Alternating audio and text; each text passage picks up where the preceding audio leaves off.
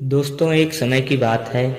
किसी गांव में एक बहुत ही ज्ञानी पंडित रहा करता था। एक दिन वह अपने बचपन के मित्र से मिलने के लिए दूसरे गांव जा रहा था। वह मित्र बचपन से ही गूंगा व एक पैर से अपाहिज था। मित्र का गांव काफ़ी दूर था। राज्य में और भी कई छोटे छोटे गांव पड़ते थे। पंडित अपने धुन में चला ही जा रहा था कि रास्ते में उसे एक और आदमी मिल गया। वह भी पंडित के साथ साथ चलने लगा। पंडित ने सोचा, चलो अच्छा ही हुआ, साथ साथ चलने से सफ़र जल्दी कट जाएगा। चलते चलते पंडित ने उस आदमी से उसका नाम पूछा तो उस आदमी ने अपना नाम महाकाल बताया। पंडित को यह नाम थोड़ा अजीब सा लगा, पर पंडित ने नाम के विषय में कुछ और पूछना उचित नहीं समझा। दोनों धीरे धीरे साथ में चल ही रहे थे। तभी रास्ते में एक गांव आया तो महाकाल ने पंडित से कहा, तुम आगे चलो, मुझे इस गांव में एक संदेशा देना है, मैं तुमसे आगे मिलता हूँ। पंडित ने कहा, ठीक है, और आगे की ओर चल दिया। तभी गांव में खबर फैली कि एक व्यक्ति को भैंसे ने मार दिया है। जैसे ही भैंसे ने उस व्यक्ति को मारा, ठीक थोड़ी ही देर में महाकाल पंडित के पास आ गया। फिर चलते चलते दोनों एक गांव के बाहर पहुँचे, जहां पर एक छोटा सा मंदिर बना था। ठहरने की व्यवस्था अच्छी लग रही थी। पंडित के मित्र का भी गांव वहां से दूर था और रात भी होने वाली थी। तो पंडित ने कहा, रात्रि होने वाली है, पूरा दिन चलते चलते थकान भी लग रही है और भूख भी लगी है, तो यहीं भोजन करके आराम कर लेते हैं, सुबह आराम से आगे का सफ़र करेंगे। महाकाल ने कहा, ठीक है, मुझे इस गांव में किसी को कुछ ज़रूरी सामान देना है, तुम खाना खा लो और आराम करो, मैं बाद में आके खा लूँगा। इतना कहकर वह चला गया। लेकिन उसके जाते ही कुछ ही देर में उस गांव में धुआं उठता दिखाई दिया और देखते ही देखते पूरे गांव में आग लग गई। पंडित ने आश्चर्य से सोचा, यह महाकाल जहाँ भी जाता है वहाँ किसी न किसी तरह की हानि जरूर हो जाती है, कुछ तो गड़बड़ है। लेकिन पंडित ने रात्रि में महाकाल से इस बात का जिक्र नहीं किया। सुबह दोनों ने फिर अपने गंतव्य की ओर चलना प्रारंभ कर दिया। कुछ ही दूर में फिर एक गांव आया तो महाकाल ने फिर पंडित से कहा, आप आगे चलते जाइए, मैं कुछ दूर में आपसे मिलता हूँ। मुझे इस गांव में भी कुछ ज़रूरी काम है, तो मैं अपना काम करके आपसे आगे मिलता हूँ। यह कहकर महाकाल जाने लगा। लेकिन इस बार पंडित आगे नहीं बढ़ा, बल्कि वहीं खड़ा होकर महाकाल को देखता रहा कि वह कहाँ जाता है और क्या करता है। तभी लोगों ने चिल्लाना शुरू कर दिया कि किसी व्यक्ति को सांप ने काट लिया है और वह मर गया है। ठीक उसी समय महाकाल फिर से पंडित के पास पहुंच गया। लेकिन इस बार पंडित को सहन नहीं हुआ। उसने महाकाल से पूछ ही लिया कि तुम जिस गांव में जाते हो वहाँ कोई न कोई नुकसान जरूर हो जाता है, क्या तुम मुझे बता सकते हो ऐसा क्यों होता है?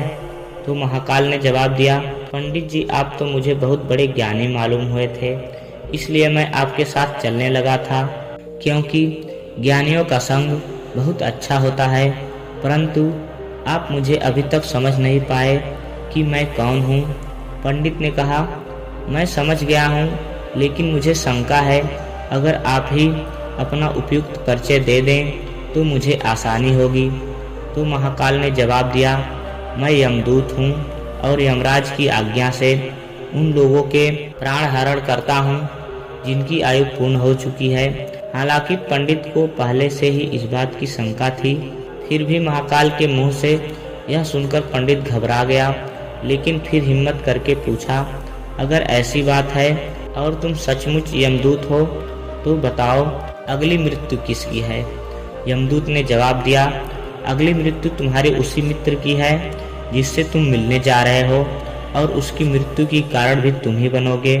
यह सुनकर पंडित सहम सा गया और सोच में पड़ गया कि वास्तव में यदि यह महाकाल यमदूत हुआ तो उसकी बात भी सही होगी और उसके कारण मेरे बचपन के सबसे घनिष्ठ मित्र की मृत्यु हो जाएगी। इसलिए अच्छा यही होगा कि मैं अपने मित्र से मिलने ही न जाऊं। कम से कम मैं तो उसकी मृत्यु का कारण नहीं बनूंगा।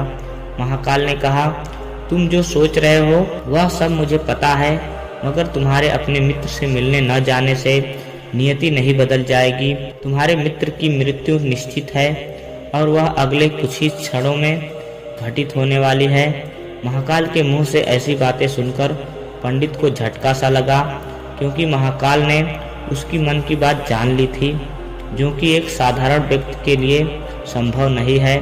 अब पंडित को विश्वास हो गया कि यह महाकाल सचमुच में ही यमदूत है, इसलिए वह मित्र के मृत्यु का कारण न बने, इस कारण वह पीछे की ओर मुड़ा और अपने गांव की ओर जाने लगा। परंतु जैसे ही पंडित मुड़ा, उसका मित्र तेजी से उसकी ओर आता दिखाई दिया, जो पंडित को देखकर अत्यंत प्रसन्न दिख रहा था। अपने मित्र के आने की गति को देखकर पंडित को ऐसा लगा जैसे उसका मित्र काफी समय से उसके पीछे ही आ रहा है, लेकिन वह बचपन से ही गूंगा था और पैर से अपाहिज था, इसलिए न तो पंडित तक पहुंच पा रहा था और न ही पंडित को आवाज देकर रोक पा रहा था। लेकिन जैसे ही वह पंडित के पास पहुंचा, अचानक उसकी मृत्यु हो गई। पंडित हक्का बक्का होकर महाकाल की ओर देखने लगा, जैसे कि वह पूछना चाह रहा हो कि आखिर क्या हुआ। महाकाल पंडित की मन की बात समझ गया और बोला, तुम्हारा मित्र पिछले गांव से ही पीछे पीछे आ रहा था, लेकिन वह अपाहिज व गूंगा होने की वजह से तुम तक नहीं पहुंच सका। उसने अपनी संपूर्ण ताकत लगाकर तुम तक पहुंचने की कोशिश की, लेकिन बुढ़ापे में बचपन जैसी ताकत नहीं होती है, इसलिए हृदयाघात के कारण तुम्हारे मित्र की मृत्यु हो गई। क्योंकि तुमसे ही मिलने के लिए अपनी सीमाओं को लांघते हुए तुम्हारे पीछे पीछे भाग रहा था, इसलिए अपने मित्र के मृत्यु का कारण तुम ही बने। अब पंडित को विश्वास हो चुका था कि सचमुच महाकाल एक यमदूत है और उसका कार्य जीवों की प्राण हरना है। पंडित एक ज्ञानी व्यक्ति था, इसलिए यह भी जानता था कि मृत्यु पर किसी का वश नहीं चलता, सभी जीवों को एक न एक दिन तो मरना ही है। यही सोचकर उसने अपने आप को संभाल लिया। लेकिन अचानक पंडित के मन में स्वयं की मृत्यु के बारे में जानने की इच्छा हुई, इसलिए उसने महाकाल से कहा, जब मृत्यु मेरे मित्र की होनी थी तो तुम शुरू से ही मेरे साथ क्यों चल रहे थे? महाकाल ने जवाब दिया, मैं तो सभी के साथ चलता हूँ और हर क्षण चलता रहता हूँ, किंतु लोग पहचान नहीं पाते, क्योंकि लोगों के पास समस्याओं के अलावा किसी और व्यक्ति, वस्तु या घटना के संदर्भ में सोचने व उसे देखने समझने का समय ही नहीं होता। तो पंडित ने कहा, क्या तुम बता सकते हो मेरी मृत्यु कब होगी, कैसे होगी? तो महाकाल ने कहा, हालांकि किसी सामान्य जीव को यह जानना उपयुक्त नहीं है, क्योंकि कोई जीव अपनी मृत्यु के बारे में जानकर दुखी ही होता है, लेकिन तुम ज्ञानी व्यक्ति प्रतीत हो रहे हो और अपने मित्र की मृत्यु को जितनी आसानी से सहन कर लिया है, उसे देखकर लगता है तुम अपनी मृत्यु के बारे में जानकर भी दुखी नहीं होगे। तो तुम्हारी मृत्यु आज से ठीक 6 महीने बाद आज के ही दिन किसी दूसरे राज्य में फांसी लगने से होगी। और सबसे आश्चर्य की बात यह होगी कि तुम स्वयं खुशी से फांसी को स्वीकार कर लोगे। इतना कहकर महाकाल जाने लगा, क्योंकि महाकाल के पास पंडित के साथ चलते रहने का अब कोई कारण नहीं था। पंडित अपने मित्र की अंतिम संस्कार करके अपने गांव चला गया, लेकिन कोई व्यक्ति कितना भी ज्ञानी क्यों ना हो, अपनी मृत्यु की बात जानकर दुखी तो होता ही है और मृत्यु से बचने के लिए कुछ ना कुछ करता ही है। सो पंडित ने भी किया, क्योंकि पंडित विद्वान था, इसलिए उसकी ख्याति उसके राज्य के राजा तक थी। तो पंडित ने सोचा, राजा के पास तो कई ज्ञानी मंत्री होते हैं, तो मेरी मृत्यु से संबंधित समस्या का कोई न कोई हल निकाल ही लेंगे। तो पंडित यह सोचते हुए राज दरबार में पहुंच जाता है और राजा को सारी बात बताता है। राजा ने अपने मंत्रियों से सलाह मांगी।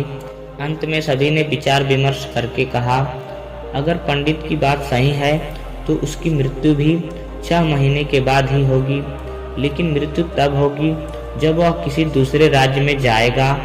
यदि वह दूसरे राज्य में जाए ही न तो मृत्यु भी नहीं होगी। मंत्रियों की यह सलाह राजा को भी उपयुक्त लगी, तो पंडित के रहने की व्यवस्था महल में ही कर दी गई और राजा के आदेश के बिना उस पंडित से किसी को भी मिलने नहीं दिया जाता था। लेकिन पंडित कहीं भी आ जा सकता था ताकि यह न लगे कि वह राजा के कैद में है। परंतु पंडित डर के मारे स्वयं ही कहीं आता जाता न था। धीरे धीरे पंडित की मृत्यु का समय नजदीक आने लगा और वह भी दिन आ गया जिस दिन पंडित की मृत्यु होने वाली थी। उस दिन पंडित डर के मारे जल्दी ही सो गया ताकि जल्दी से वह रात बीत जाए और अगला दिन आ जाए और मृत्यु टल सके। लेकिन पंडित को स्वयं नींद में चलने की बीमारी थी और इस बीमारी के बारे में वह स्वयं भी नहीं जानता था। अतः राजा या किसी वैद्य को इस बीमारी के बारे में बताने का तो प्रश्न ही नहीं उठता। पंडित अपनी मृत्यु को लेकर बहुत चिंतित था और नींद में चलने की बीमारी तभी आती है जब नींद ठीक तरह से न हो पा रही हो। तो उसी रात पंडित को नींद में चलने का दौरा पड़ा। वह उठा और महल से निकलकर अस्तबल में गया।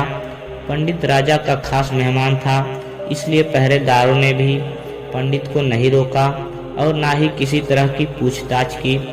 अस्तबल में पहुंचकर वह सबसे तेज चलने वाले घोड़े की पीठ पर सवार होकर नींद में ही राज्य की सीमा के बाहर किसी दूसरे राज्य में चला गया। इतना ही नहीं, वह दूसरे राज्य के राजा के महल में पहुंच गया और उस महल के पहरेदार ने भी उसे नहीं रोका।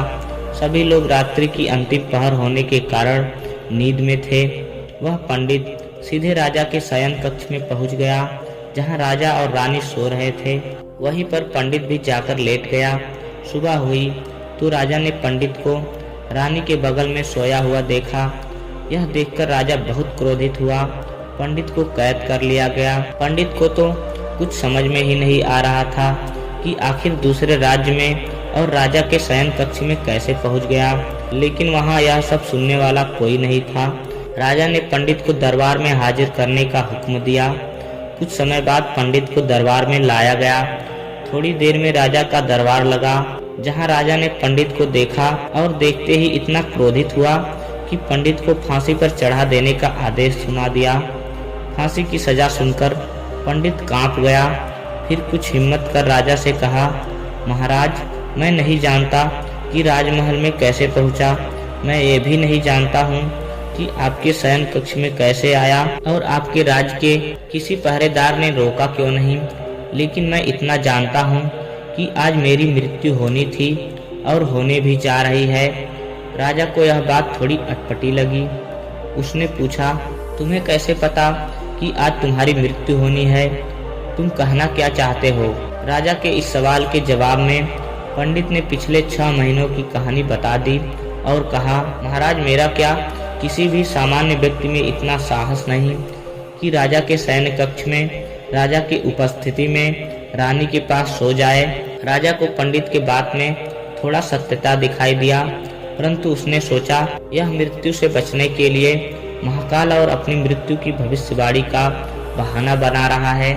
इसलिए राजा ने पंडित से कहा, यदि तुम्हारी बात सत्य है और आज तुम्हारी मृत्यु का दिन है जैसा कि महाकाल ने तुमसे कहा था, तो तुम्हारी मृत्यु का कारण मैं नहीं बनूंगा। लेकिन अगर बात झूठी निकली तो निश्चित ही आज तुम्हारी मृत्यु का दिन होगा। क्योंकि पड़ोसी राज्य का राजा उसका मित्र था, उसने तुरंत सिपाहियों से दूसरे राज्य के राजा को पत्र भेजा और पंडित की बात के सत्यता का प्रमाण मांगा। भेजे गए सैनिक शाम तक लौटे और उन्होंने बताया कि महाराज, पंडित जो कह रहा है वह पूर्णतः सत्य है। दूसरे राज्य के राजा ने पंडित के रहने के लिए अपने ही महल में संपूर्ण व्यवस्था कर रखी थी और पिछले ही महीनों से पंडित राजा का मेहमान था। कल राजा अंतिम बार इसे शयन कक्ष में मिले थे और इसके बाद यह इस राज्य में कैसे पहुंच गया, इसकी जानकारी किसी को भी नहीं है। इसलिए उस राजा के अनुसार पंडित को फांसी देना उचित नहीं है। लेकिन राजा के सामने एक नई समस्या आ गई, क्योंकि उसने बिना कुछ जाने ही पंडित को फांसी की सजा सुना दी थी। इसलिए अगर पंडित को फांसी की सजा न दी गई तो राजा के कथन का अपमान होगा, और अगर राजा के द्वारा दी गई सजा का मान रखा जाए तो पंडित की बिना वजह ही मृत्यु हो जाए। राजा ने अपने सभी मंत्रियों से इस बात पर चर्चा की। सभी मंत्रियों ने सुझाव दिया कि महाराज, पंडित को एक कच्चे सूत से फांसी लगवा दे। इससे आपके कथन का भी मान रह जाएगा और कच्चे सूत के धागे से पंडित को भी फांसी नहीं लगेगी और इसके प्राण बच जाएंगे। राजा को यह सुझाव अच्छा लगा। उसने ऐसा ही आदेश सुना दिया। पंडित के लिए कच्चे धागे के सूत का फांसी का फंदा बनाया गया और नियम के अनुसार पंडित को फांसी पर चढ़ाया जाने लगा। सभी लोग खुश थे कि न तो पंडित मरेगा और न ही राजा का वचन झूठा पड़ेगा। पंडित को भी विश्वास था कि सूत के धागे से तो उसकी मृत्यु हो ही नहीं सकती, इसलिए वह भी खुशी खुशी फांसी पर चढ़ने के लिए तैयार हो गया, जैसा कि महाकाल ने उससे कहा था। लेकिन जैसे ही पंडित को फांसी दी गई, सूत का धागा तो टूट गया, लेकिन टूटने से पहले उसने अपना काम कर दिया था। पंडित के गले की नस सूत के धागे से कट चुकी थी और पंडित जमीन पर पड़ा तड़प रहा था।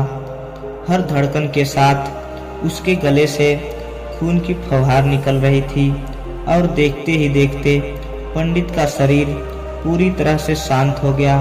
सभी लोग आश्चर्यचकित थे, पंडित को मरते देख रहे थे। किसी को विश्वास ही नहीं हो रहा था कि इस कमजोर धागे से किसी की मृत्यु हो सकती है, लेकिन घटना घट चुकी थी। नियति ने अपना काम कर दिया था। जो होना होता है वो होकर ही रहता है। हम चाहे जितनी भी सावधानियां बरतें, जितना भी उपाय कर लें, लेकिन हर घटना और घटना का पूरा प्रणाली पहले से ही तय होता है, जिसे हम थोड़ा सा भी इधर उधर नहीं कर सकते। इसलिए ईश्वर ने हमें भविष्य जानने की क्षमता नहीं दी है, ताकि हम अपने जीवन को ज़्यादा बेहतर तरीके से जी सकें। और यही बात उस पंडित पर भी लागू होती है। यदि पंडित महाकाल से अपनी मृत्यु के बारे में न पूछा होता तो 6 महीने राजा की कैद में रहकर डर डर के जीने की जगह ज़्यादा बेहतर जिंदगी जीता। दोस्तों, कहानी कैसी लगी कमेंट में ज़रूर बताइएगा। वीडियो को लाइक कर हमारे चैनल को सब्सक्राइब कर लीजिए। मिलते हैं ऐसी एक और नई कहानी के साथ। तब तक के लिए जय हिंद, वंदे मातरम दोस्तों।